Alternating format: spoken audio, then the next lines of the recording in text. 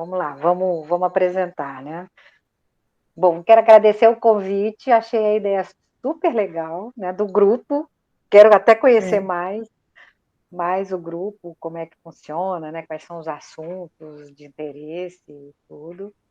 E esse assunto de hoje são dois assuntos que me interessam muito, que eu estudo, que fazem parte da minha vida, que é a psicologia, eu sou psicóloga clínica, e o cinema, né? E eles têm. Quando eu estava pensando assim, como é que, né, o que, que era legal da gente trocar ideia e falar, e aí eu me lembrei de algumas coisas que eu acho super legais a gente trazer para cá, né? Porque assim, não é à toa que a gente junta psicologia e cinema, ou seja, para entender o ser humano, né? Para olhar o ser humano, olhar as emoções humanas de uma forma mais aprofundada. E aí eu estava pensando, eu estava escrevendo alguma coisa, né, para a gente bater um papo, e eu separei algumas coisas assim para a gente, alguns pontos, né, para a gente pensar sobre isso.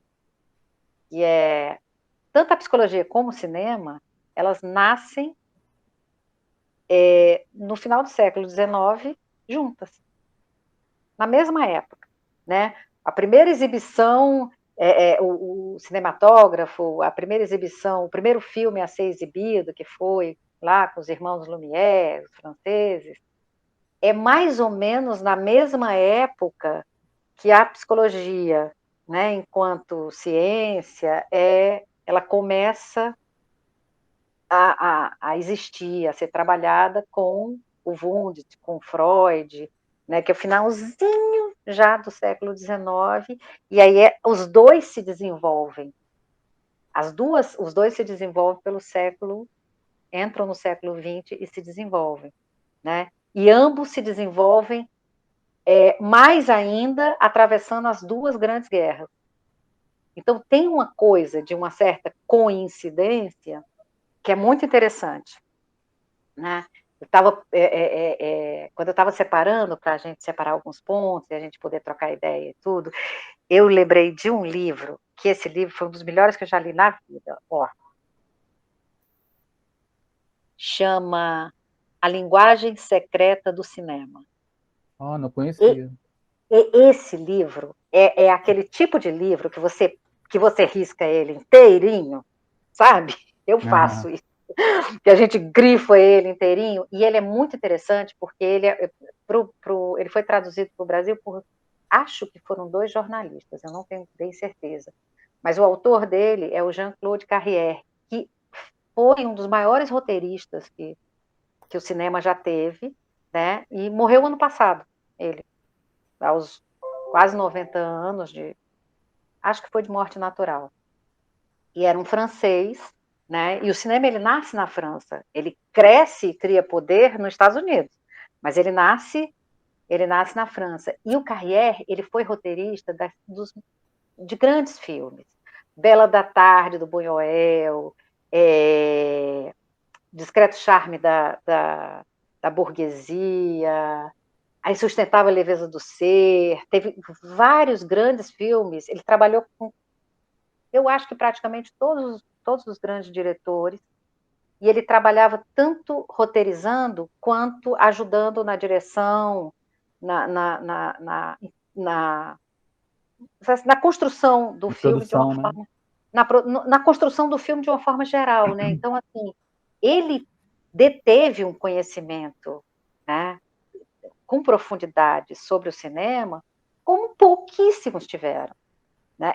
Assim, o título do livro dele, né, que é A Linguagem Secreta do Cinema, é uma das coisas mais esclarecedoras para a gente. Eu digo, quando eu li esse livro, eu fiquei maravilhada, porque aí aproxima ainda mais o cinema da psicologia. Aí é que Aham. você olha e você diz assim, gente, tem tudo, não é à toa, né? Tem tudo a ver pela maneira como lida, né? Né, lida com as emoções humanas, conhecendo elas, tratando as patologias, etc. e tal. E o outro, que é o cinema, lida produzindo identificação. Tá, assim, tem coisas interessantíssimas. Eu até separei uns trechos. para a gente pensar, que é muito legal. Essa fala é dele, tá? Os filmes não existem só ali, na tela.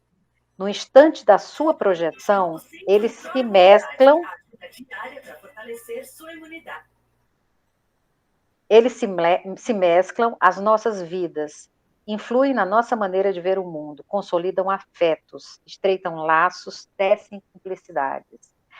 Ele vai trabalhar, mostrar para a gente que, na verdade, os filmes eles não são simples ideias colocadas no papel, né? Que tem toda uma construção de intencionalidade para que o espectador se identifique, se una, né, de alguma maneira, se reconheça ali na tela, e dessa maneira,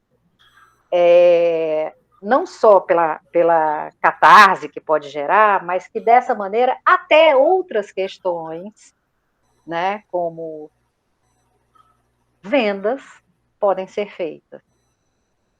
Então, assim, ele vai explicando para a gente, tem técnicas, né, que ele vai mostrando, né, de como algumas técnicas de filmagem são feitas para trabalhar a emoção A, a emoção B, a emoção C no espectador, né? Alguns espectadores vão se identificar mais, outros menos, mas como é que isso é feito? Eu nunca, a gente até tem uma suspeita, né, de que isso acontece, mas quando você vê isso traduzido para alguém que fez isso, né, que trabalha isso, é um negócio espetacular, né? Ele pega um exemplo, eu até separei aqui, de como foi feita uma cena num filme que eles queriam causar, só pela cena do filme, eles queriam causar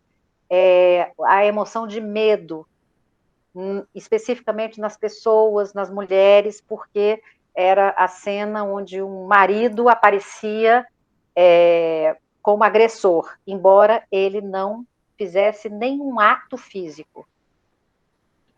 Eles filmaram por um ângulo, né, ele vai descrevendo, ele diz assim, a câmera foi preparada para filmar de baixo para cima, a fim de que a mulher ficasse menor do que o homem, e esse homem, esse personagem, ficasse mais ameaçador. E dessa maneira, isso intencionalmente ia ser visto pelo espectador como uma agressão, sem que nenhum Não deu nenhum ato, nem nenhum tapa. tapa, nenhum Nem tapa. tapa. E é assim, quando você lê isso, né, quando você vê essa explicação, você diz assim, uau, né? Como é que pode, né? Então existem técnicas, né, técnicas de produção de afeto, técnicas de produção de identificação com o espectador. E que isso só é possível, né? Ele vai explicando para a gente que isso só é possível exatamente porque no filme, quando era no cinema, isso ainda ficava mais forte, porque dentro do cinema ele traduz, né? Ele diz: você está numa sala escura, você está focada, a luz vem pelas tuas costas e a surpresa vem da tela. Ele até vai questionar, né, quando os filmes passam para televisão e streaming, porque ele pega o streaming, né, ele morreu ano passado, Legal. do computador, que ele diz assim, aí, nesse momento, o espectador começa a deter mais poder sobre, que aí ele vai chamar de poder do zapping, né, porque, e aí, isso, para os produtores, né, de filme, de conteúdo, né, de alguma maneira, tanto no cinema quanto na TV, etc. e tal, eles vão ter que ter um trabalho maior para fisgar aquele espectador, enquanto aquele espectador está ali no zapping, né? Ou seja, mudando de canal para o outro, mudando de canal para o outro, e aí, assim, torna mais trabalhoso essa produção esse fisgar por algo que o espectador olha e se identifica, né? Trabalhar a identificação maior e essas técnicas de estímulo. Terrorismo. Na verdade, não é terrorismo, porque é estímulo de afeto, né? Ou seja, que as pessoas se identificam ou não. Né? Então, assim, por exemplo, alguém que, sei lá, está sofrendo porque se separou de alguém que amava e etc e tal, vai ser muito mais facilmente fisgado, né, por um filme que fale de algo semelhante ao que ela está vivendo, que vai se identificar ali, vai ser mais facilmente capturado, né? E tem outros filmes que usam outras técnicas, a gente estava falando, né, assim, os 3 últimos filmes que eu vi, que eu acho que até valer a pena a gente falar sobre Eu eles, até queria comentar sobre isso. O Não Olhe para Cima. Ah, tá. O Não Olhe para Cima, ele tem várias técnicas que a gente reconhece ali, né, que é assim, a técnica de usar grandes nomes, né? Então, assim, eles gastaram cartucho ali, né? Ou seja, foi até mais do que podia, mas a intenção era aquela, ou seja, com aqueles grandes nomes já servirem de outdoor, né? Ou seja, eu vou ver o filme só pelos grandes nomes que tem. E aí isso é uma técnica de fisgada. E aí quando eu estou assistindo, a mensagem me é passada, e é uma mensagem que ela é incômoda para todos nós. Né? Então, assim, por ser uma mensagem incômoda, ela foi passada com pitadas de humor. E porque se fosse, vamos supor, né, se fosse um documentário, não teria criado tantos espectadores como um filme com pitadas de humor, né, de sarcasmo, de tudo isso. Porque um documentário sobre isso, como já teve, né? Teve aquele documentário. Uma Verdade Inconveniente. Uma Verdade, exatamente. Teve o documentário. Uma Verdade Inconveniente chamou muita atenção, mas não cria esse alvoroço que o Não Olhe para Cima cria. Por unir grandes. Na verdade, assim, tem as iscas, né? As iscas são grandes nomes. Fácil de ser visto no streaming popular, mais popular, e usando o humor mesmo, que seja... E Sabine, só pontuando, eu falei da Verdade Inconveniente porque eu estava lendo sobre isso, sobre a questão do espírito do tempo, né? E o cinema ele tem muito isso também, ele demonstra isso, né? Quem fez o documentário, né, quem produziu foi o Al Gore, né? O Al Gore é um americano que na época ele era vice do Clinton, que já estava naquele desgaste, e depois ele concorreu à presidência e perdeu. Então ele tipo assim era um cara, esse cara aí tá querendo aparecer, né? E há um tempo atrás ele teve com o Bolsonaro, né? Se encontraram lá numa dessas convenções.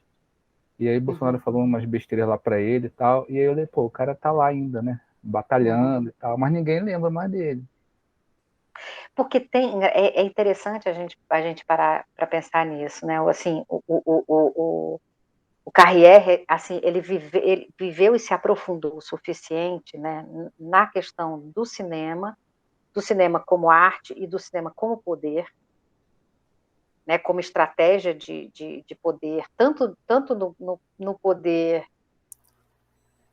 Tem horas que ele fala, e que assim, é bem sutil, né, tanto no poder de uma influência positiva, né, ou seja, eu vejo algo que, de certa forma, modifica minha vida, que pode modificar minha vida para melhor, porque me faz refletir.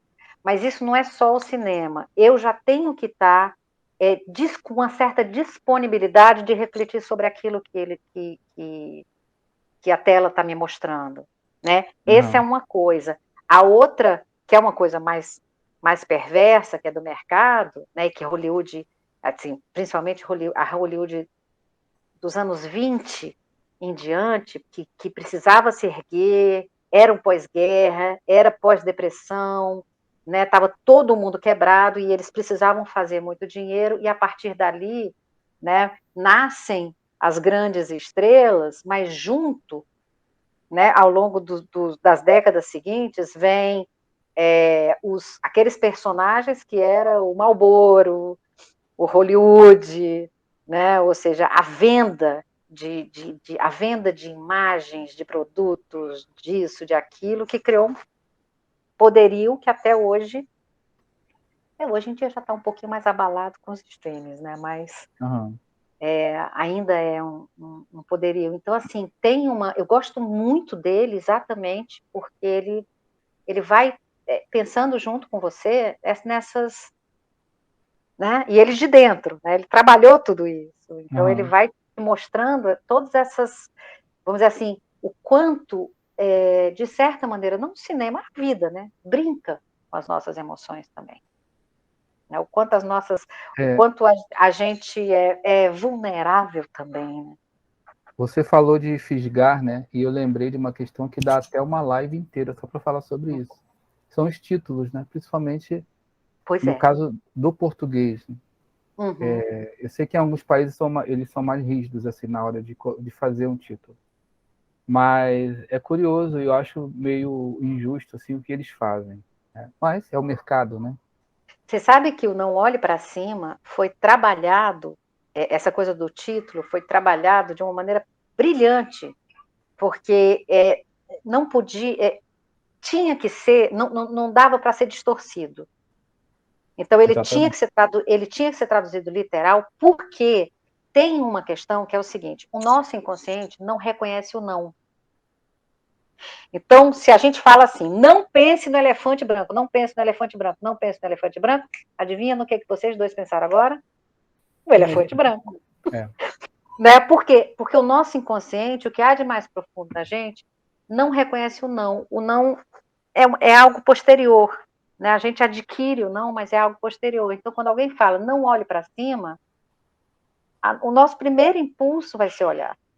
Uhum. E os títulos, nesse caso, eu tenho uma curiosidade enorme para saber como foi o brainstorm da feitura desse filme, porque isso foi pensado, né? Foi pensado e foi acompanhado.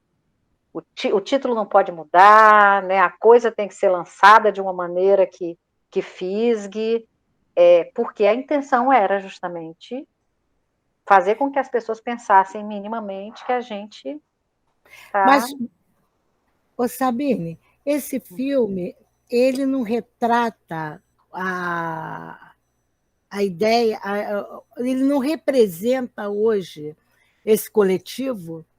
Exatamente. E na mesma circunstância de grupos isolados, como se fosse grupinhos. Em todas as instâncias tem aquele grupo fechado. O grupo que concorda com algo, um grupo que não concorda com algo, e essa é como se fosse uma separação, uma ideia e muitos separando e colocando dentro do seu contexto de vida aquela ideia. A gente chama de bolha, né, hoje em dia. Dando a sua própria interpretação. Mais ou menos. O roteiro desse filme, ele deixa buracos, ele abre buracos nas bolhas. Como? Por exemplo, quando ele pega um personagem, como é o personagem, esqueci o nome dele agora, do Leonardo DiCaprio. E aí, nesse filme, ele não coloca muito bem demarcado mocinhos e bandidos. Por quê? Se você parar para pensar, o Leonardo DiCaprio, que estava defendendo, né, precisamos olhar para cima, olha, vamos morrer todos, etc. e tal, ele é um grandíssimo canalha com a mulher dele, porque ele tem um caso com a jornalista. Né? Então, assim, isso é a forma de você fazer furos nas bolhas, dizer, não temos santinhos e vamos dizer assim, totalmente santinhos e Todo mundo é totalmente farinha do demônios. mesmo saco. Todo mundo é farinha do mesmo saco. O que ele coloca para a gente vão ter alguns que vão estar mais perto dos demônios do que outros, mas que não existe a perfeição. Né? Então, assim, deixar a falha também facilita com que a gente se identifique. Porque a gente é humano e é falho. Né? Por exemplo, no universo dos super-heróis, né, a tendência ao longo das últimas décadas também foi começarem a criar super-heróis mais humanizados, né? Então, com dúvidas, com angústias, né? Se a gente parar para pensar assim, do nosso primeiro super-homem, né? Citando nosso primeiro super-homem, ou nosso primeiro Batman, o Batman já tinha algumas questões internas, mas não aparecia tanto. Mas dos primeiros, lá, acho que foi 30 e poucos, 40, se eu não me engano, não me recordo agora. Até os mais recentes, você viu uma humanização. Né? Então, você tem super-heróis que fisicamente têm poderes, mas que são angustiados, que tem coisas que fazem com que a gente se identifique mais com eles. Né? Assim, um super-homem que morre, né? Que existem, né? Que apesar dos superpoderes, tem emoções muito próximas às nossas. Essa é a questão. Sabine? Não, não querendo te cortar. Não. Lembrando que também tem uma tendência agora que é até motivo de teoria da conspiração, de que estão se tentando normalizar os vilões. Né? Uhum. Então, assim, Malévola, Cruella, Coringa, né? Tipo assim, o que eles estão fazendo? Estão querendo dizer que eles são bonzinhos agora? Que eles não têm culpa? Na verdade, assim, não tem culpa, mas há uma tendência, sim. É essa tendência que eu estava falando, que é uma tendência de humanizar. Você estava comentando em relação a essa questão da humanização. Você acha que hoje em dia isso está acontecendo porque cada vez mais assim, a gente tem que acostumar que nós somos seres humanos, nós não somos essa ideia de perfeição que os filmes, ou que a televisão, ou que qualquer coisa da nossa sociedade passa? E eu acho que hoje em dia, com a globalização, a internet, isso acaba, a gente tem muito mais informação, muito mais acesso, e a gente tem que se situar perante as situações, porque nem todo bom é bom, uma atitude boa para uma pessoa pode significar mal para outra, mas se a atitude má pode significar boa para outra, e é mais ou menos essa dinâmica que a gente vive. E eu acho que a nossa sociedade hoje em dia é muito presa no conceito de perfeição, de não errar, de se cobrar muito, de ter uma expectativa, o nosso mercado de trabalho, o nosso mercado educacional, tudo ao nosso redor gera essa pressão. E parece que até os próprios filmes hoje em dia estão mostrando é normal, calma, é normal errar, é normal passar por situações difíceis, reavaliar, tem até a própria jornada do herói, né, que são sempre muito discutidas, tem momentos ali de conflitos, e hoje em dia os próprios heróis não são somente bonzinhos, não é só o mal que está se tornando bonzinho, eles também têm colocado aspectos em super-heróis que você acaba gerando essa discussão da dualidade, do que significa, de como pensar acima disso. Porque tem uma coisa, Yuri, que é o seguinte, vamos dizer assim, dos instrumentos, né, da técnica de um roteiro, de um filme, né, ele precisa de alguma forma fisgar os espectadores, né? E a palavra-chave aí é identificação. Eu preciso me identificar com um personagem. E para eu me identificar com o personagem, não basta só as falas ou aquela figura ser humanoide, né? Ou seja, tanto é que, por exemplo, a gente facilmente um filme que eu adorei, que era dos Davi, daqueles azuis. O nome fugiu a cabeça agora. Avatar? Avatar, obrigada. Embora eles fossem, né, tivessem um aspecto semelhante ao ser humano, não eram humanos. E facilmente a gente se identificava com um ou com o outro. Por quê? Por causa das emoções. E por causa da forma como as emoções eram construídas. Então, assim, tem muitas coisas acerca do cinema, né? Eu estava falando antes talvez tenha sido um dos principais livros do Carrière, que foi esse roteirista, sobre como é a construção dentro do cinema para lidar com as emoções humanas, né? E para se tornar um produto mesmo. E tem uma parte disso, que é uma parte pensada, quase que maquiavélica mesmo, né? Mas tem uma outra parte que é muito bonita, porque é como se o cinema fosse, e aí vão ter autores que vão trabalhar isso, tá? Que vão estudar isso, que é como se o cinema fosse um grande espelho, onde eu posso me ver, e por vezes, me vendo ali, eu consigo observar coisas, eu tenho uma possibilidade de ter insights, por exemplo, que eu não teria sem aquele filme, ou que seria mais difícil de ter. Eu não estou dizendo que o cinema é terapia, mas o cinema pode ser terapêutico. São coisas diferentes, né? Assim, pode ser terapêutico no sentido de eu me vejo naquele personagem e eu paro para refletir sobre o personagem e sobre mim. E aí eu posso crescer.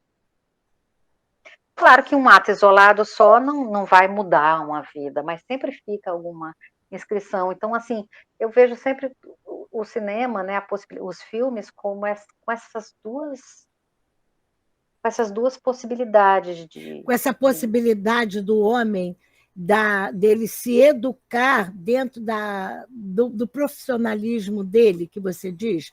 Por exemplo, eu quero me tornar um profissional, e aí ele faz daquilo ali uma aula para ele copiar aqui fora e partir para aquilo que ele vai fazer. Não, é mais pessoal. É mais pessoal. Por exemplo, vou te dar um exemplo assim do uso do cinema, tá? Foi 2001, 2000, de 2001 até 2004, eu estava no Estado, eu trabalhava para o Estado, e no Estado eu coordenava, supervisionava um grande centro de tratamento de pessoas com problema com substâncias psicoativas, né, álcool e outras drogas. E eu coordenei 4 mostras de cinema, que era aberto ao público, no antigo, sabe aquele castelinho que fica na Praia do Flamengo? Sim. Que era um centro, hoje em dia não é mais, mas era um centro cultural naquela época, que tinha tudo, tinha sala de exibição, né? Era maravilhoso, mas por conta do desgaste mesmo, né, arquitetônico e tudo, ele não funciona mais dessa forma. Mas naquela época funcionava. Então, assim, como era do município, né, do estado também, a gente usou para fazer uma mostra de cinema que durava, né, um mês, gratuito, e que tinha o seguinte formato. Todos eram filmes onde apareciam personagens que lidavam com essa questão do uso de substância. Né? Lidavam com a questão do vício, com a angústia de passar por aquilo, ou seja, eu foquei em um único ponto. E após a exibição, eu convidei colegas que trabalhavam com a dependência química na época e tudo, para trocar ideias com o público. Absolutamente, a gente nunca sabia quem era o público, né? Ou seja, quem eram aquelas pessoas que estavam vindo assistir. No mínimo, a gente sabia o seguinte: eram pessoas que se identificavam com aquele tema. Se eram familiares, certo, se eram usuários, se eram estudantes, etc. e tal, né? Enfim, não se sabia. uma das coisas que, através desses anos, aconteceram, e que foi uma coisa muito interessante, muito bacana, foi algumas pessoas, após o filme e após o bate-papo, que sempre fluía muito, até para interromper no final era difícil, as pessoas perguntavam, né, trocavam ideias e tudo, e aí construiu-se um comportamento no final dos eventos, e aí eu já comecei a observar, que era o comportamento de se aproximar da gente e perguntar.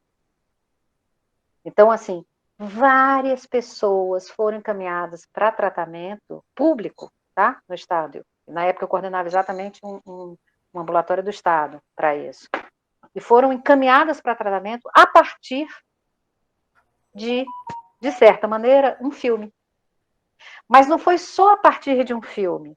Foi a partir de um filme, de um espaço para reflexão e a possibilidade de um norte, né? Porque você vê, a pessoa assistiu o filme, a pessoa pôde refletir, pôde trocar ideias sobre ele. Já tinha criado, inclusive, um certo laço, né? Levantar, esperar a maioria das pessoas saírem e chegar e dizer aonde é que eu me trato, né? Não era esperado, mas foi o que a gente começou a observar e a gente estimulou, né? E a gente estimulou, a gente tinha uma porta de entrada do Estado que era maravilhosa, que era um ambulatório enorme que podia acolher, e foi um dos usos, né? Que era assim, a princípio, a gente fez isso tentando informar, né? Fazer gratuito para o público, num lugar legal, com fácil acesso e tudo, era só para transmitir informações fidedignas, informações científicas e tudo. E aí a gente atirou no que viu e matou o que não viu. Por quê? Porque é essa coisa que o cinema, que é isso que eu falei, ou seja, o cinema, ele não é terapia, mas ele pode ser muito terapêutico. Eu falo cinema, mas na verdade eu estou querendo dizer o filme. Que eu acho que, inclusive, os filmes de streaming podem ser extremamente terapêuticos, né? Se a gente, a partir deles, a partir da identificação, se a gente, de alguma forma, reflete, né? Mas E aí a gente tem Sabine, que estar com alguma abertura. você falou sobre a pessoa estar ali e aprender algo, também tem a questão da predisposição, né? Eu lembro 2 episódios que me fizeram pensar muito, que isso, um já faz muito tempo, um colega de trabalho falou assim, eu não gosto de filme com mensagem, nem assisto. Eu fiquei pensando, o que ele quer dizer com isso, né? Filme com mensagem, ele não gosta de filme com mensagem no final, ou seja, com uma moral, né? Então ele é daquelas pessoas que ele quer sentar e se distrair. Uhum. Tudo E bem, vão tem ter todo. filme. Na verdade, assim, é isso, né? Ou seja, se você parar para pensar, acho que foi o Bergman que falou isso. Ele disse: você sabe o que você fez. Ah, peraí, que eu tenho essa frase aqui. Essa é ótima dele. Que ele falando exatamente dessa coisa da identificação, né? Que ele diz assim: você sabe o que você filmou aqui. A história que você conta não é a mesma que a pessoa ouve. E ele estava falando dos filmes dele, né? Do Bergman. Uhum. Isso, né? Lacan vai falar também, dentro da psicanálise, Lacan vai falar também, diz assim: você é responsável pelo que você fala. Como o outro escuta, você não tem a mínima anuência. E é meio isso, ou seja, o filme ele pode, o mesmo filme que transmite uma mensagem, que provoca uma epifania numa pessoa, em outra pode não causar nada. Por quê? Por causa do que você falou, por causa da disponibilidade. Você precisa estar disponível. A mensagem está ali. O trabalho que eles fazem intencionalmente, né, o trabalho de, por exemplo, de cores, né, o Carrière vai falar isso, assim, até o trabalho de que cores eles usam em cada cena para chamar a atenção, para prender a atenção do espectador, né? Ou seja, a filmagem, o ângulo da filmagem que é feito para gerar no espectador uma emoção mais positiva ou mais negativa. Isso tudo existe em todos os filmes, mas na construção do roteiro também vão existir mensagens. Como cada um vai receber, aí tem a ver com a disponibilidade interna. Isso é bem interessante, né? Porque a gente estava falando antes dos filmes que a gente tinha visto essa semana, aí você falou do A Filha Perdida, né? Uhum. E eu assisti, como eu falei, imaginando uma coisa, a gente não vai dar spoiler, mas depois quando eu fui ler alguns comentários, eu vi muitas mulheres falando assim, é isso aí mesmo, a maternidade tem essas questões, né? E aí, para mim, já não bateu tanto, né? Eu vou te falar uma coisa, eu tive feedback diferente de homens e de mulheres, e mulheres mães, mulheres não mães, e alguns homens até entendendo essa questão da maternidade, e eu juntei 2 filmes, não sei se vocês viram o outro já tem mais tempo, que chama Tully. Não. É um filme interessantíssimo também. São 2 filmes que falam sobre a maternidade por outra ótica, né? Ou seja, que falam da contradição, né? Olha, você pode amar teus filhos, você pode querer ser mãe, mas tem um lado muito ruim também, né? De desgaste, de falta de tempo para você mesmo, né? De dúvida, de contradição, de ambivalência, de tudo isso. A Filha Perdida fala um pouco disso, mas Tully fala como ninguém. E Tully, eles escolheram a Charlize para fazer, e ela se empenhou mesmo, ela chegou a engordar para aparentar, não a gravidez, mas para aparentar aquele corpo descuidado de alguém que era mãe de filho pequeno, que não tinha tempo para si, e no meio da angústia, né? Então, assim, estou dando 1000 spoilers só não vou dizer o final, mas trata, como A Filha Perdida. Esse filme ele vai tratar são poucos filmes que tratam disso. Qual é o nome? É Thales? Tully, Tully. Tully. Que vai falar da parte dolorosa e até muito solitária, né? De uma mãe, de vários filhos, que mesmo tendo um parceiro, ela tem um parceiro lá e tudo, mas que ela se sente muito só nas contradições dela e que não encontra muito acolhimento para falar desse sentimento. Como se, então isso fica muito claro, como se você só pudesse falar da maternidade, da parte angelical, virginal da maternidade, como se você não pudesse falar que a maternidade, às vezes, pode ser muito angustiante para a gente. Né? A Filha Perdida fala disso, mas Tully faz um trabalho melhor. Eu falei que eram 2 episódios, né, que me fizeram pensar. Um foi esse, que um colega do trabalho disse que não gostava de filme com mensagem, nunca mais esqueci. E o outro foi, eu estava assistindo com uns conhecidos o filme Capax, ou K-Pax, não sei como é que seria a pronúncia. Mas é um filme de ficção, né? Ele tem uma história belíssima ali, super, né, reflexiva e tal. E aí no final do filme tem uma mensagem, aí sim tem uma mensagem, né? E ele fala, esse rapaz que estava comigo, ele fala, a mulher dele falou assim, mas isso aí não existe, não sei o quê. Ele falou, mas é só um filme, né? Só um filme. E eu fiquei com aquilo, peraí, não é só um filme. Será que o cara que escreveu o roteiro ele não pensou em algo? Né? Pensou, mas aí é que tá. A gente chega nesse. Aí é que tá, né? Ou seja, nem todo mundo vai estar aberto à mensagem, né?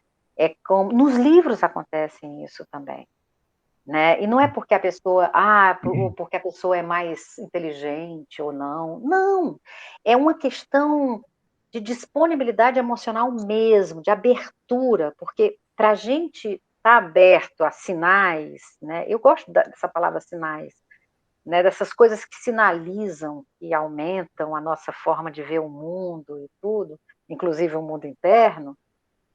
Dá trabalho isso, né? Põe o dedo na nossa angústia.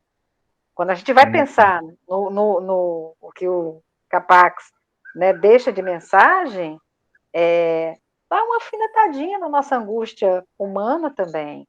Uhum. E às vezes a pessoa pode não estar disponível para isso.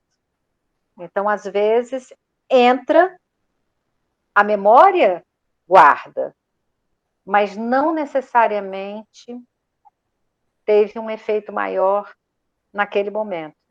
Eu falo naquele momento porque às vezes acontece muito, a arte tem muito esse poder, né, de algumas coisas vão entrando em você em um belo dia, né, aquela semente que já estava ali e uma gotinha cai e aquilo se espalha e você já está mais pronto para, né, para um insight e tudo, e aí tem.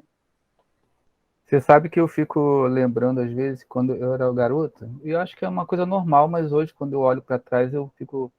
Eu gostava de uma menina e ela. Assim, as mulheres, geralmente, na faixa de 14, 15, elas estão mais maduras, né? Do Em que os homens. relação ao homem, né? É. E eu gostava dela, e eu consegui marcar um encontro para conversar e tal. E eu lembro que ela falou assim: Você já viu Como Água para Chocolate? E eu não fazia ideia do que ela estava falando. E eu estava pensando em Rambo, em Robocop na época e tal. E aí não rolou, né? E eu pensei, cara, se eu tivesse visto Como Água para Chocolate naquela época, né? Mas eu não tinha como, não sabia, não fazia ideia, não tinha atração Não, por esse tipo não, de e tem o filme, né? tempo da gente, né? Tem o tempo da gente. Se você Uhum. parar para pensar assim, né? Um garoto entrando na adolescência e tudo, ele está com outras questões, ele está com a questão de se sentir potente, né? No sentido de que corpo é esse que está em transformação, como é que eu vou achar meu lugar no mundo? E Mas para a menina, para a adolescente, ela está nisso também, mas eu acho que para a gente é um pouco mais fácil. Né? Eu digo isso às vezes, eu já escutei meio uns desaforos de mulheres quando eu falo isso, mas eu digo assim, eu continuo vendo na faixa de adolescente, pré-adolescentes e adolescentes, eu continuo vendo os homens ainda passam por desafios, né, de pertencer ao grupo social, de ter que ser forte e provar e tal. Eu vejo mais isso ainda.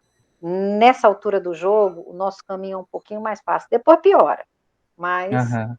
né, nessa altura. Inclusive, é uma coisa que está sendo muito discutida, né? Jovens que estão assim, já não sabem mais que papel que eles têm, né, dentro do grupo. Tá muito, tá muito confuso para eles agora, né? Exatamente. Tá bem confuso. Mas Então eu vejo que nesse caso, assim, o cinema ele é muito provocativo nesse ponto, né? Eu Duas vejo, coisas que eu tenho visto muito, por exemplo, sem querer te cortar, são filmes uhum, que tratam de homossexualidade masculina, né? uhum, Que hoje é uma coisa que não é mais um escândalo, ninguém, né? uhum. E por outro lado a inclusão, né? Acabei de ver um filme agora que isso já vem acontecendo de um tempo para cá, mas um filme o Eternos, né? Estreou agora na HBO, que é um filme da Marvel. Tem um Adorei. personagem homossexual, um super-herói Pois homossexual. é. Você tem uma surda, né? Tem um Tem uma que é homossexual, deficiência auditiva, né? E exatamente, é ou seja, negro também. eles Então aí isso trabalharam a questão da inclusão, né? então isso também isso reflete, né? Porque quando esses dias eu não assisti ainda o filme Encanto, a animação, né? Ah, eu Acho também que é da não. Pixar. É. E eu vi uma foto de uma garotinha com cabelo afro, assim, e a personagem tem o cabelo afro também, né? E ela apontando, assim, né? E eu falei, cara, é isso, né? É o poder que se tem. Essa coisa da identificação, ela mexe muito também, né? E é Você uma se coisa vê ali. essa coisa eu acho isso, particularmente, eu acho isso muito positivo, né? Ou seja, você poder se reconhecer. O cinema tem um poder tão grande. E quando eu estou falando de cinema, eu estou falando, inclusive, filmes do streaming, né? Ou seja, tudo, né? Tudo. Essa produção, você poder se reconhecer na tela traz uma certa legitimação do coletivo, né? Então, quando você tem um herói que você reconhece ali, né, traz uma legitimação. Por exemplo, na Netflix, né, eu separei vários filmes que falavam, eu estava trabalhando com a questão de transtorno do espectro autista e tudo, eu separei vários filmes, né, na Netflix e na Disney, que falavam sobre o que abordavam o tema. Nossa, produções fantásticas, produções maravilhosas, e que tentaram incluir de todas as maneiras, ou seja, mostrando e tudo. Caramba, ser reconhecido na tela é como, né, ter um lugar no mundo. A mensagem principal é justamente, você tem um lugar no mundo, está aqui na tela, estou te mostrando.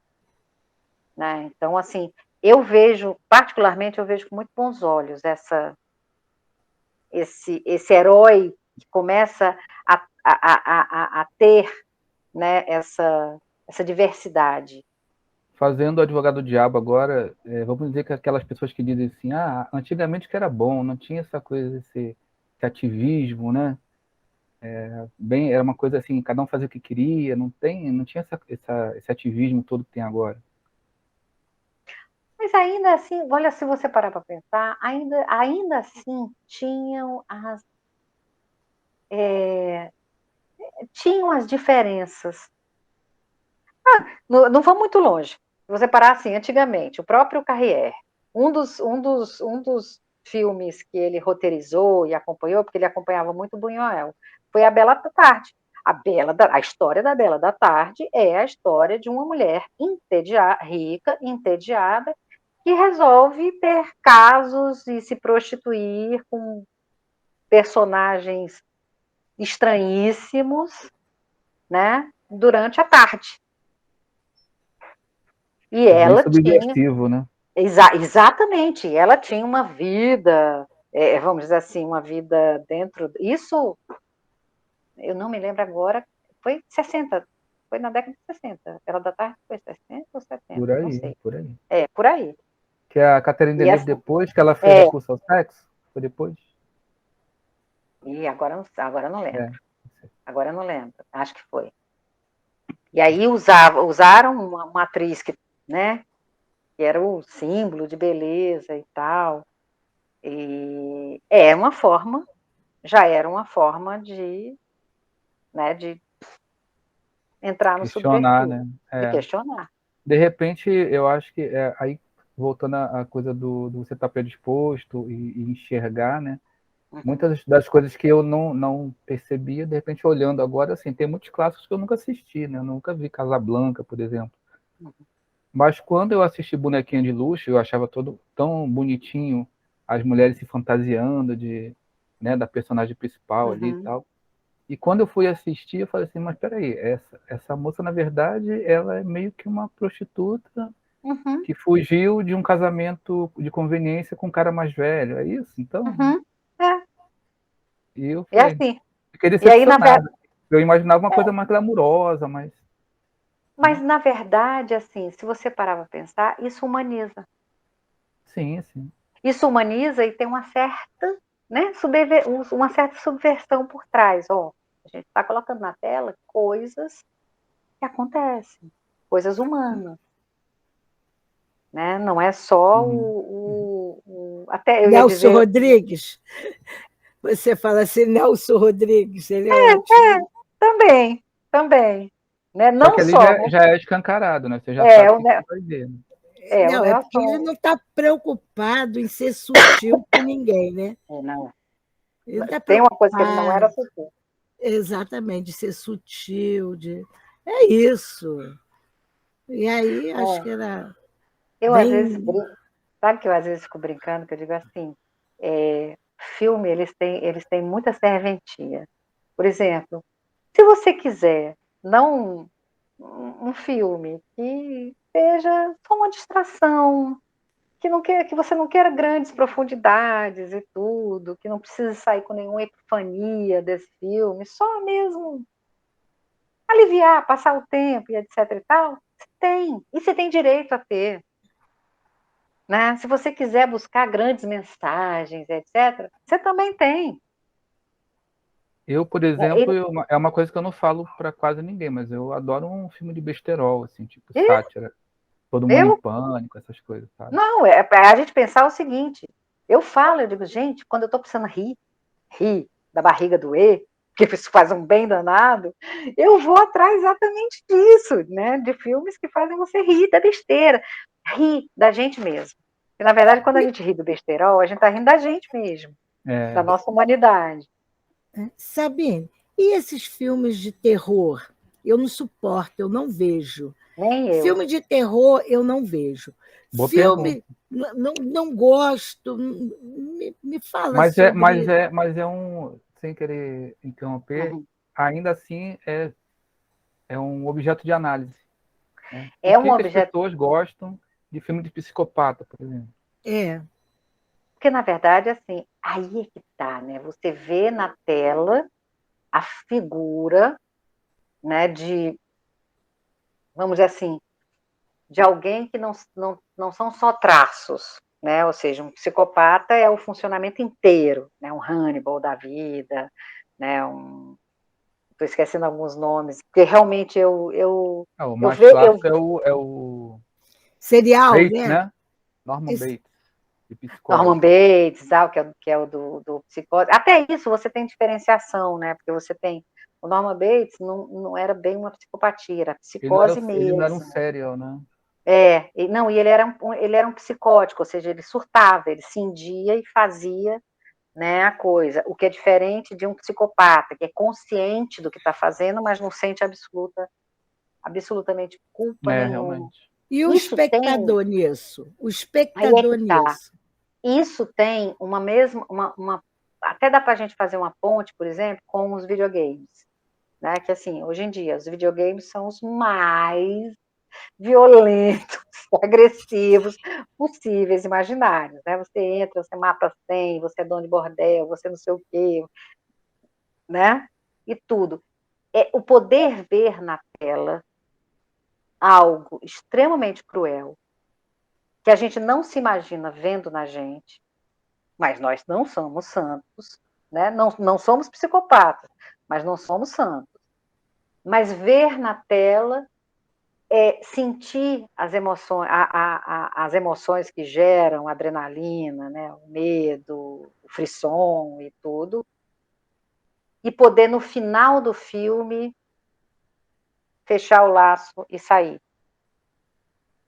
Como se fosse um grande. Eu tenho visto isso muito, muito com a turma que joga videogame. Quando eu falo a turma que joga videogame, eu estou falando de gente de todas as idades, porque os adultos estão jogando muito, Eu né? jogo às E vezes. assim, os adultos jogam muito. E eu vejo, não vou dizer com bons olhos, mas é essa forma catártica, como se você pudesse, no videogame, jogar toda a tua raiva, jogar toda a tua, vamos dizer assim, tua sombra ali, e na hora que você desliga, você volta a ser. É como se você Uhum. vivesse um mundo duplo, mas um mundo duplo que não fez mal a ninguém, né? Ou seja, você chegou, você matou, deu um mundo ali dentro. Mas na real você não matou ninguém. E, por exemplo, o filme, a gente está falando mais de morte, psicopata e tal, Uhum. né? No caso de filmes de terror, que o propósito ali é te assustar, te chocar, te deixar tenso, né? Qual seria o Na verdade, assim, aí tem a ver com impulsos, né? Impulsos que os seres humanos também carregam, né? Impulso sábio. Você não precisa ser um sádico, mas todo ser humano tem alguns impulsos que aí, psicologicamente, a gente fala, né? Que são impulsos sádicos. Sádicos e masoquistas, voyeurismo, tudo isso tem todo mundo, sem exceção. Né? Eu lembro que uma vez eu estava numa aula com o falecido Pitangui, e ele é um gênio, ele era um gênio. E ele estava, e a aula era dentro do setor de psicossomática. Então, a fala dele ela fala falando da psique, não só do coisa. E aí ele deu um exemplo sobre o cirurgião, né? Que é um belíssimo exemplo do cirurgião, o cirurgião é aquele ser humano que pegou os seus traços sádicos e sublimou e transformou numa coisa brilhante que salva pessoas. Porque não é qualquer um de nós que vai pegar um bisturi e vai abrir a barriga de alguém ou o coração de alguém e não cai durinho para trás. Uhum. Né? Então, assim, quando ele fala isso, ele está falando o seguinte, olha, o que não é o que a gente tem, mas o uso que a gente faz disso. Né? Então, assim, quando ele cita o cirurgião, ele cita exatamente essa coisa do pega os impulsos sádicos e transforma em algo construtivo, né? A É pessoa diferente desavisada, de um serial killer. uhum. A pessoa desavisada ela vai chegar para você e falar assim, pô, mas o cara é mau, então todo cirurgião é mau, ele é sádico? Não. Todo cirurgião é um ser humano que pegou os seus, vamos dizer assim, a sua sombra, todos temos, né? E transformou em algo, e sublimou. A palavra que a gente usa é sublimar, né? Ou seja, tornar algo criativo, algo produtivo, algo que, vamos dizer assim, que produz algo positivo para o coletivo também. Não só para a vida daquela pessoa, mas para o coletivo. Então, assim, tem essa coisa, né? No caso do cirurgião, né? No caso dos filmes pornô. Aí é uma outra, aí é uma outra maneira de lidar com as questões humanas, né? Porque é humano, né? A Normalmente, sexualidade, a sexualidade é humana, né? Como cada um vai lidar com a sua, é muito singular.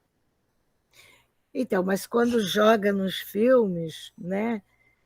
Você vai É o ver. terreno da fantasia, é o terreno da fantasia. Aí, se você parar para pensar, em qualquer coisa na vida dá para a gente falar sobre dessa maneira, né? Ou seja, se a gente experimentasse viver a vida só com a realidade como ela seria insuportável. A gente cria fantasias, cria fantasias do tipo. Vou dar um outro exemplo que uma vez eu ouvi. Se alguém virasse para você e dissesse, olha, eu estou vendendo aqui uma garrafa com líquido preto, e você nem sabe o que tem dentro e tudo, toma aí. Você não ia tomar. Agora, se eu construo toda uma fantasia da Coca-Cola, isso é real, né? Toda a fantasia que a Coca-Cola construiu, né? De glamour, né? Anos e anos construindo o marketing deles. Fumar é bonito, beber uísque é bonito. Normalmente você via muito isso em filme. Mas aí é que está. Isso daí é a fantasia dourando a realidade, né?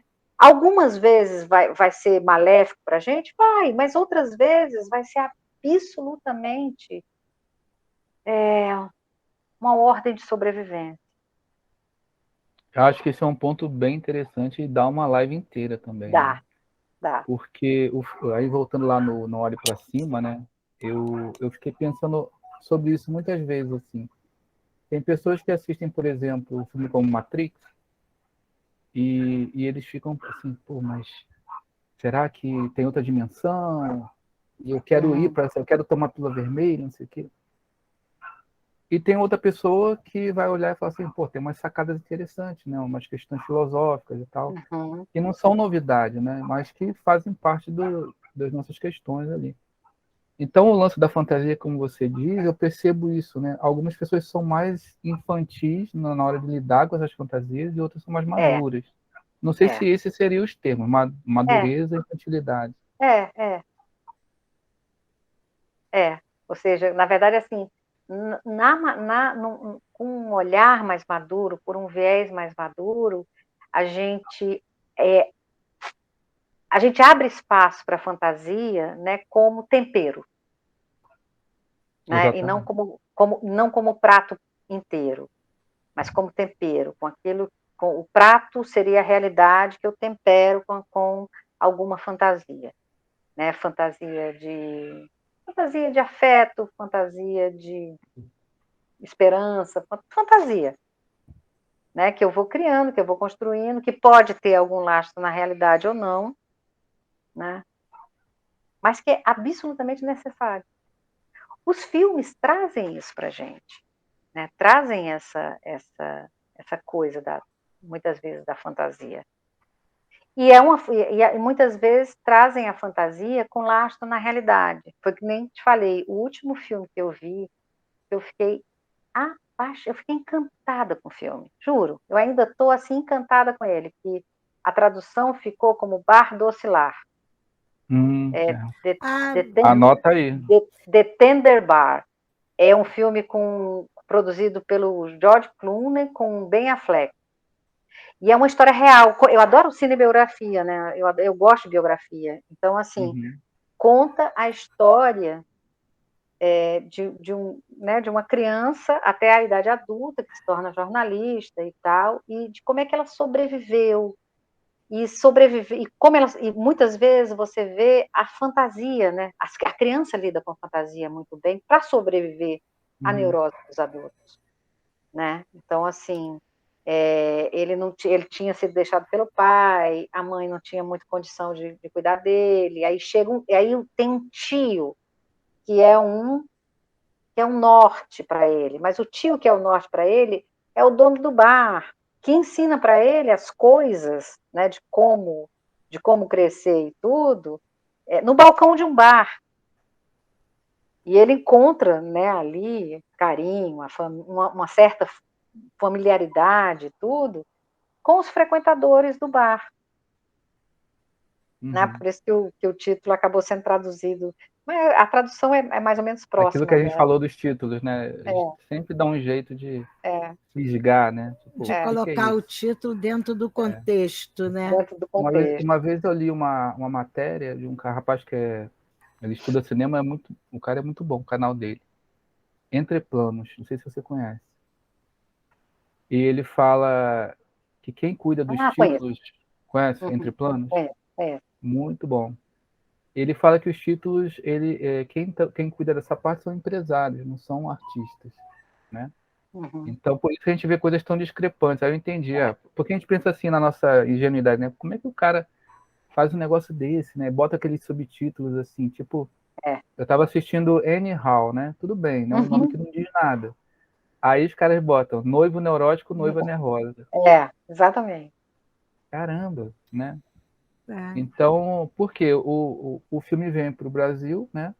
E aí eles pensam assim, pô, a gente tem que dar um clickbait ali, né? Alguma coisa que fisgue as pessoas. E um filme como, sei lá, dá um exemplo aí de um filme que não tem nada a ver. Tem tanto. Se Beber, Não Case. O título é Ressaca, né?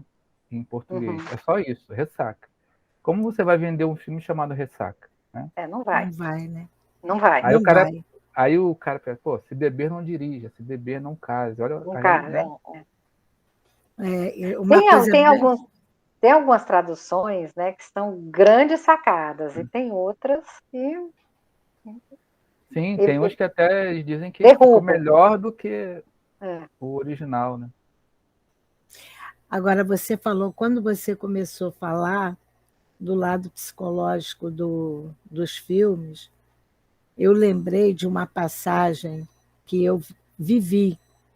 Foi o terrorismo de quando a Petrobras ocupou, não sei se eu cheguei a falar isso para você, Jorge, quando a Petrobras ocupou aquela área de Guaxindiba para fazer o Comperj, algumas pessoas do sítio em torno ali não queriam ser indenizados pela sua terra, não queriam. Então, o que é Petrobras? E cada pessoa, cada local que ela indenizava, né, ela ia, destelhava, tirava as telhas, tirava as portas, as janelas, portão, botava naquele aspecto de ruína, para que o vizinho do lado, e assim ia contagiando as pessoas, iam ficando apavoradas. E como eu trabalhei em um grupo para fazer o levantamento do patrimônio imaterial, que seria a memória do povo que está, né, da população que estava ali, junto com uma ONG, nós estávamos cadastrando, tal. Tinha um grupo, um pessoal, um mestre em capoeira, ele tinha 200 alunos, não lembro o nome dele, e ele não cedeu de jeito nenhum. Mas quando até nós chegarmos lá no sítio dele, você olhava assim aquele aspecto de abandono. Aquilo era uma pressão psicológica para os pequenos, porque o mestre ele era grande, muitos alqueires, então ele tinha poder de barganha. Mas os pequenos não tinham mais poder de barganha, porque eles estavam se sentindo isolados. Eu olhando para o Nordeste, para uma vaca andando magra, sozinha, sem ter onde beber água. São estratégias, né? Estratégica psicológica de terrorismo.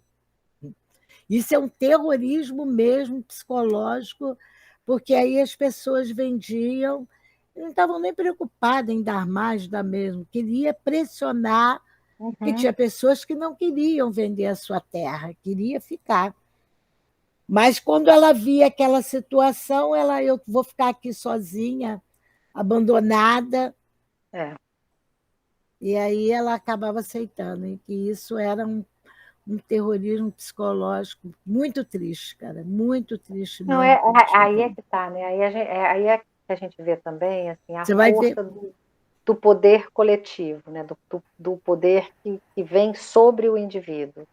Né? É muito difícil você suportar, você, né, fincar e permanecer ali. Me lembrou, tem um filme que é até um desenho animado, que é um senhorzinho que ele não vende a casa dele, se ergue 2 prédios, acontece.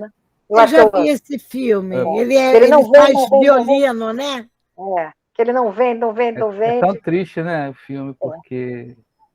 No final ele fica imprensado, né? Exatamente.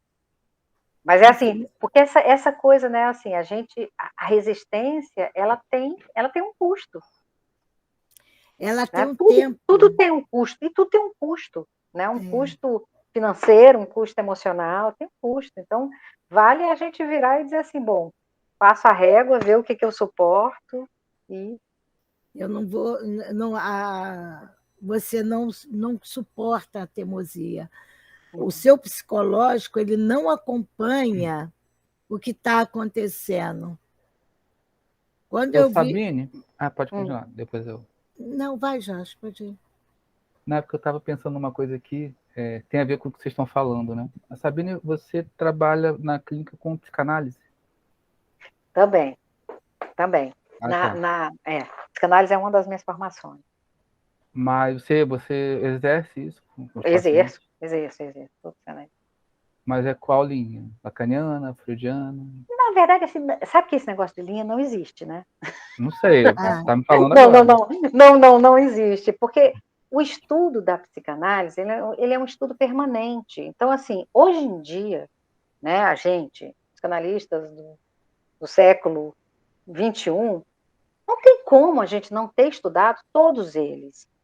Claro que tem alguns autores, e pela forma de trabalhar, vamos dizer assim, pelas questões teóricas que eles levantaram, com os quais a gente se identifica mais. Eu, particularmente, tem um autor que ele foi dos primeiros também, lá junto com Freud, que eu me identifico mais com ele, que chama Ferencz. A produção dele eu me identifico com ele, assim, a forma dele trabalhar, a forma de eu trabalhar, né, porque ele era mais antigo, é muito parecida com a dele. Ele era um profissional de campo, de grandes ambulatórios, né, de campo de guerra. E isso sempre foi assim né, a minha base sempre foi essa. Tanto é que assim, eu fiz mestrado em saúde geral, né, em saúde coletiva. Então, assim, não foi para acrescentar, eu queria essa coisa do dizer, não, eu gosto do grande ambulatório, embora eu tenha um consultório e tal. E aí eu me identifico mais com ele. Mas hoje em dia não existe muito essa coisa de linha, porque todos se comunicam e se acrescentam. Então, de alguma maneira, assim, um psicanalista atuante é aquele que leu, né, ou se informou sobre todos e se identificou com mais alguns e menos com outros, ponto. Né? Tendo a base lá de trás do Freud, claro. Eu estou perguntando isso, eu estou perguntando porque eu vou fazer os links, né? A gente está falando sobre psicologia, sobre influência, né? Sobre como é que essas coisas se conectam.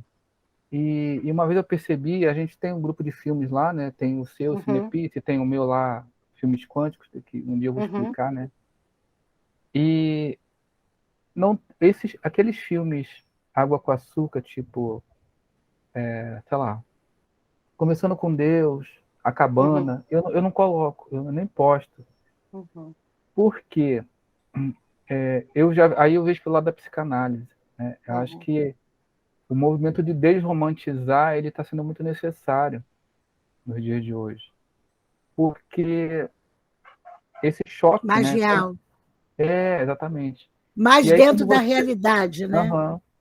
Quando você tem um filme como Eu Não Olho para Cima, ou tantos outros que te chamam a atenção para uma coisa que está rolando e que todo mundo tem aquilo dentro de si, né? Eu acho muito mais proveitoso do que um filme que é panfletário, que tem uma lição bonitinha de superação, né?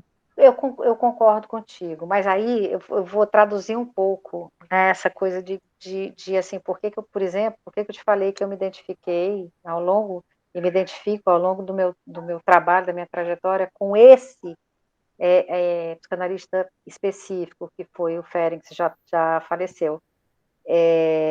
Exatamente porque ele dava um lugar muito, muito importante a como a gente estabelece o laço com o outro. Então, assim, hoje em dia se fala que Ferencz desenvolveu uma coisa que a gente vai chamar de modelo empático, né? Então, assim, é um modelo de escuta onde você não precisa, mantém a distância clínica, né? A distância clínica que é preciso que haja até para você se conectar com o outro, mas que a empatia é fundamental. Eu poder me colocar no lugar do outro, eu poder entender a dor do outro, eu poder sentir a dor do outro. Até para poder ir percebendo a velocidade com que o outro suporta, né? O que o outro suporta, qual é a disponibilidade que o outro tem naquele momento. Há coisas que não dá para você falar de cara, porque o outro não suporta.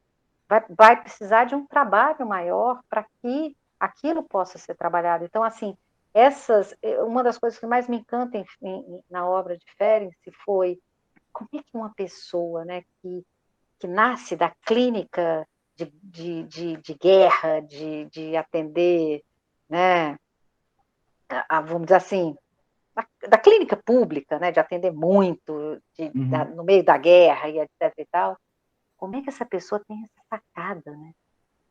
E é quase deixa eu oferecer o antídoto a essa dor tão absurda, e aí eu te ofereço o seguinte, vem cá, peraí, vamos respeitar, vamos voltar ao momento onde a gente respeita o tempo, onde a gente escuta, onde a gente acolhe, onde a gente trabalha a empatia. Isso é uma coisa que me encanta, me encanta. E aí, por que a gente fez essa associação, né? Porque tem filmes que são aguinha com açúcar, mas que às vezes eu vejo que eles podem ser um primeiro contato com a emoção, com as emoções, com pessoas, por exemplo, que estão muito doídas. Sabe? Que não adianta você chegar com o pé na porta, já com filme de grandes, que vai gerar grandes angústias. É meio assim, até o Água com Açúcar tem o seu lugar terapêutico, vamos dizer assim. Eu gosto um bocado de filme de cidadezinha, que aquela menina sai do interior, sai da cidade, vai para o interior.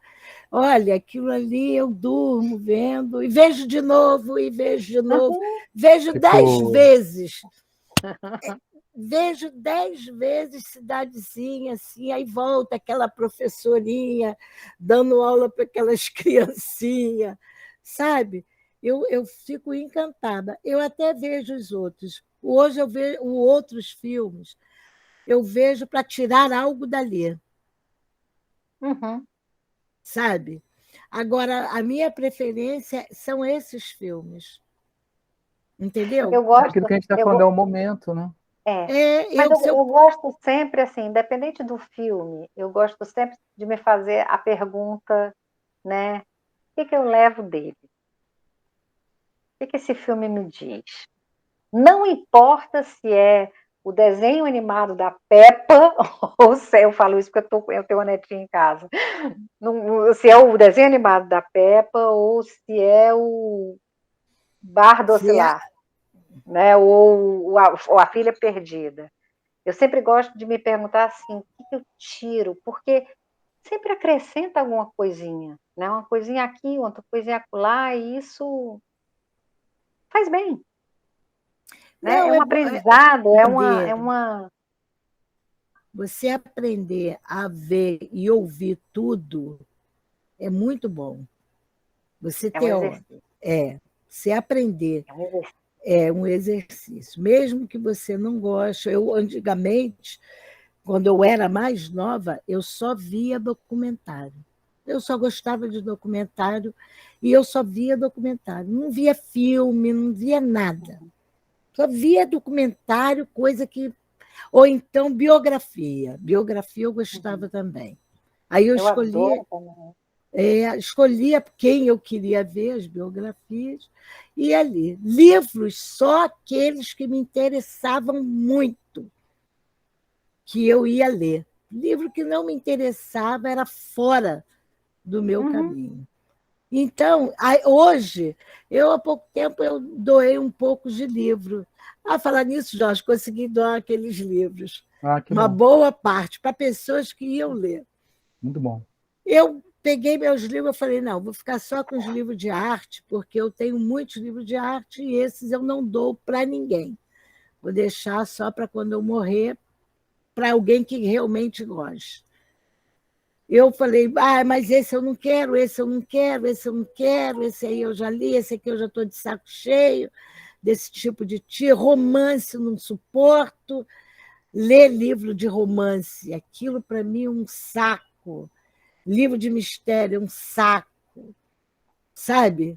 Não gosto dessas coisas. Eu falei, pois é, só gosto... Na hora do filme, eu só quero ver filme que não é fora da realidade. É aquilo com que cada um vai se identificando, ponto. E cada fase da vida a gente também está mais aberta a alguma coisa, menos aberta a outra. Então, agora eu até que tenho visto mais filme.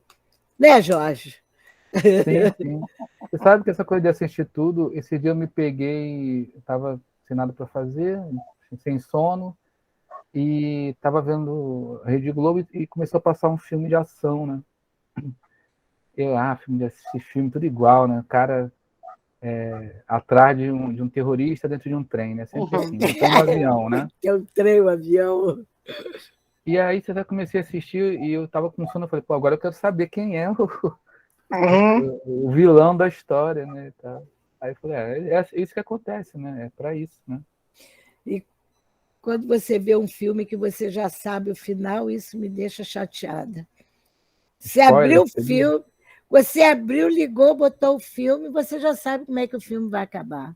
Mas você sabe que assim, eu mesmo sabendo o final, eu curto saber acompanhar o processo do filme, porque às vezes no processo, na caminhada do filme, você tem uns insights, uns sinais assim tão interessantes que vale a pena. Que vale a Cara, pena.